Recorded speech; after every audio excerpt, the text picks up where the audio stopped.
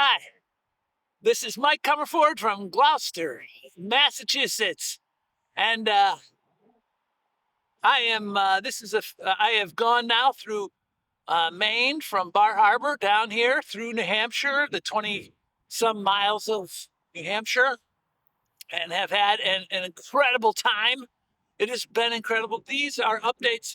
I'm trying to do it per state or every a few hundred miles in order to keep you updated on the background of the bicycle riding, add a little personality between the interviews.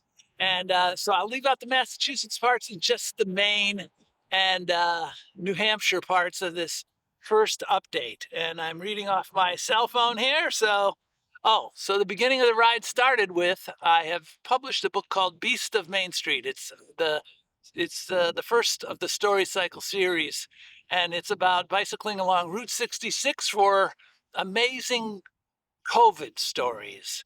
And Route 66 is America's Main Street, and I call the book Beast of Main Street, and it's an amazing book, but it had to be published right before this ride started, and I published it right as I started.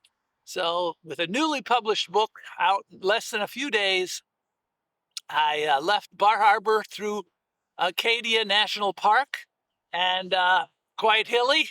So I am out of shape and I am getting in shape on the ride. So the beginning was a little trial by fire.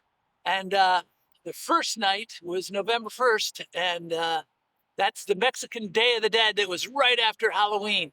And so in order to save money, I am stealth camping now. So uh, I found a cemetery in Orland, Maine, and I went in, and the tombstones were dating back to the 1800s, and I go, wow, in 1700s. I go, this part of America has the older cemeteries, and this is the night of the dead, and so I went to sleep. With a lot of company. And of course, the dead did wake me up a couple times during the night, but I just opened my flap and yelled at them and to quiet down, and they stopped their dancing and so forth. They were very considerate Yankee ghosts. And so I've slept in several cemeteries, including one. I'm going to, one here in Massachusetts that I'll tell you about another time. And so here we go. One place I slept in was a campground that opened it up just for me. The whole campground, they just said, "Well, we're closed for the season, but for you, we'll make an exception." And that night was really freezing cold.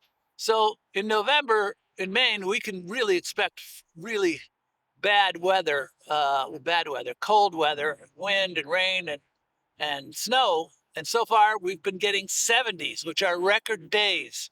And everyone's remarking on it. I just passed the person talking to his mailman. He was raking leaves, and he goes, "Look, you're out here delivering mail in your shorts.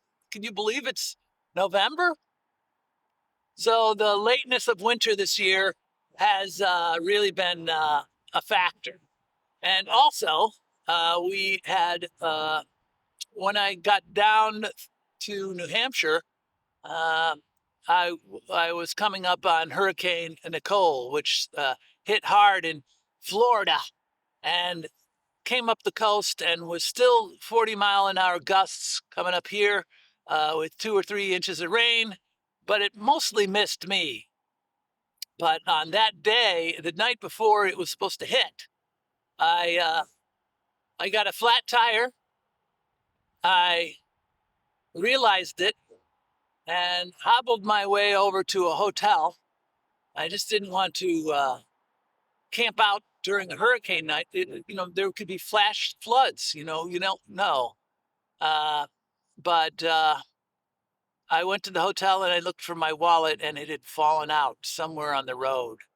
So then I look at my phone to see if I have any identification, and I get notified of a significant close family member who died. So I had a flat tire, no money, no identification, and a death in the family. It was a really rough 12 hours.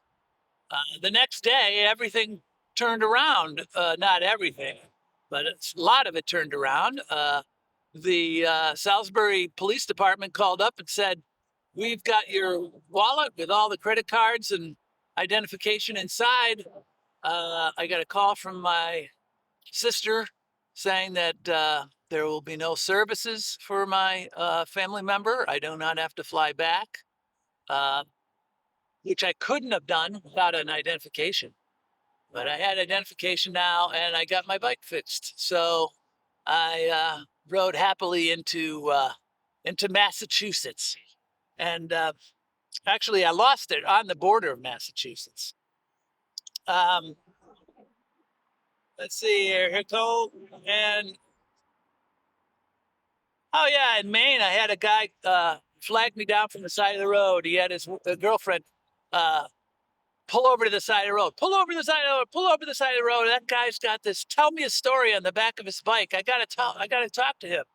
So I got an interview in Maine from someone who almost caused an accident by pulling over to the side of the road near a birdhouse shop in Maine, and it was a terrific interview.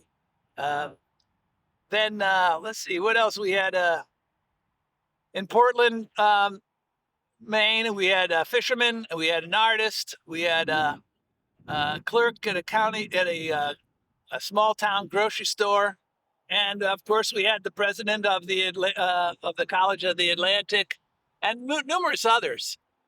So we had great interviews and some bicycle setbacks. I've been sleeping in a lot of cemeteries and a lot of woods. It's been cold. One morning it was so cold at that campground that it looked like snow when I got up the next morning because the frost was that thick on the grass. I am risking some things because my gear is not ready for super sub freezing weather cold for sleeping. I'll just wear a jacket on those nights, but we'll see. But I'm having an absolute fabulous time. The weather is cooperating. It's been a lot of tailwinds so far. They say the cold weather is coming. It's catching up to me. But the Massachusetts is shaping up terrific. I've had a great experience here with unbelievable new important interviews lined up, and so the Atlantic coast and climate crisis is on its way. And it's only the first few 100 miles, but we are going to be speeding up as we go down. But I've gotten fishermen and a wide variety of people talking about their lives and how climate change has really affected all of us. And I think it's going to be more fun ahead. So let's ride on together. Bye bye.